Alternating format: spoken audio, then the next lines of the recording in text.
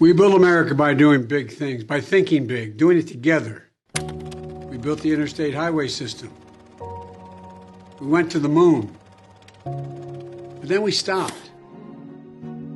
Since the 1980s, public domestic investment has fallen substantially. What do we have to show for it? Crumbling bridges and roads, millions of Americans without safe drinking water, and an internet barely available to the huge swath of the country. Last week, I released the American Jobs Plan, and I want to talk about it for a few minutes with you. But first, I want to talk to you about why investing in our country matters. When we've invested in America, in innovation, we've been rewarded beyond imagination. Take the space race. Now, everybody knows we went to the moon. It was an achievement not just for our country, but for the world. Our investment yielded a return far greater than landing on the moon. Baby food, digital camera sensors, airplane wing designs, satellites, all of these things came out of the money spent on space research. When we invested in the interstate highway system, we changed the way people travel and how we lived. Suddenly, a family could visit anyone across the country in a station wagon. A business in Pittsburgh could ship things more efficiently across the country to Portland.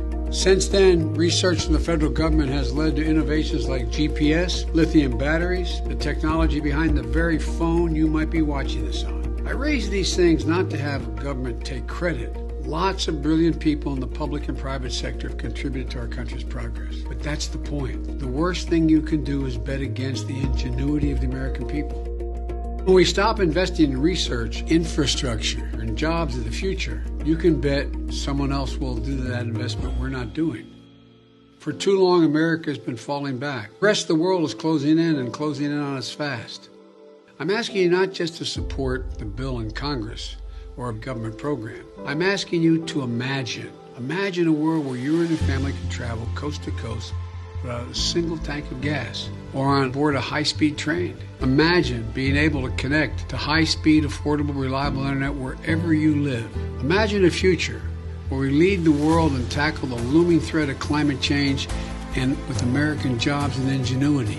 This isn't a hypothetical proposition. This is a plan. It can happen. It's my American Jobs Plan, and you can check it out on my website.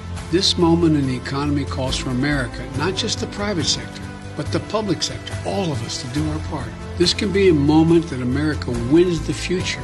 It's going to take every American to get there. So let's do big things, think big. There's nothing beyond our capacity.